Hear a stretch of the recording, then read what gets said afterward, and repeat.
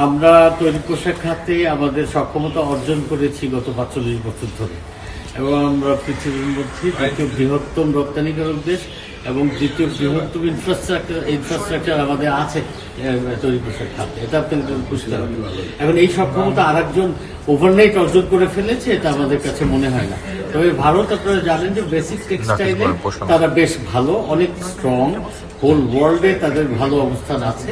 কাজে সেই অবস্থা তারা আছে, আমাদের র মেটেরিয়ালও তাদের কাছ থেকে প্রকিউর করি। কাজে এই দুই দেশ এখনো কমপ্লিমেন্টারি অবস্থায় আছে। যেমন তারা উপকরণ উৎপাদন এবং তাদের বেসিক কঠোরতাও আছে, তাদের যা লাগে পুরোটাই আছে।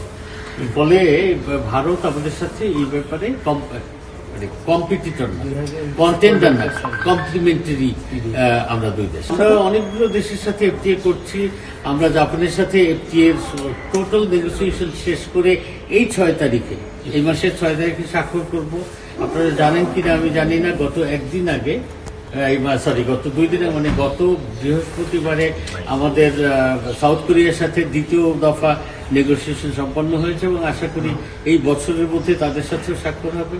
ইউরোপিয়ান ইউনিয়নের কাছে আমরা এফটিএ এর জন্য প্রস্তাব পাঠিয়েছি, এবং অন্যান্য যে সমস্ত মার্কেটে আমরা এখন শুল্কমুক্ত প্রবেশাধিকার পাই, সবগুলোর কাছে আমাদের প্রস্তাব প্রেরণ করা হয়েছে, এবং আমরা সেখানে আলোচনা সরাসরি শুরু করি।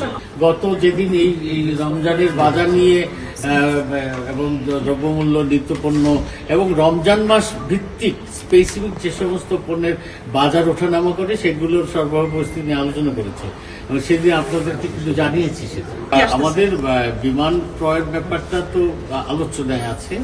আমাদের বিমানের সক্ষমতা বাড়ানোর জন্য আমেরিকার সাথে এই চুক্তির আগেও তাদের পরিকল্পনা ছিল, এবং আমাদের সাথে শুধু বোয়িংই না, আমাদের অন্যান্য ইয়ের সাথে আলোচনা ছিল।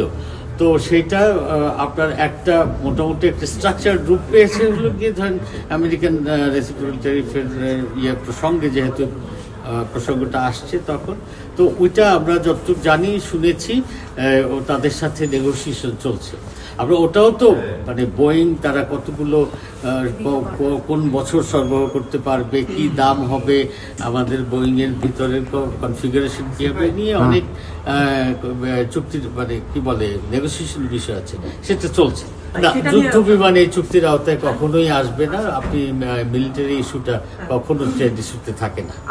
নেগেটিভটা আমরা পর্যালোচনা করেছি, বিশ্ব বাণিজ্যে আপনার 3.7% নেগেটিভ গ্রোথ আছে, মানে ডেফিসিট হয়েছে গত বছরের চেয়ে।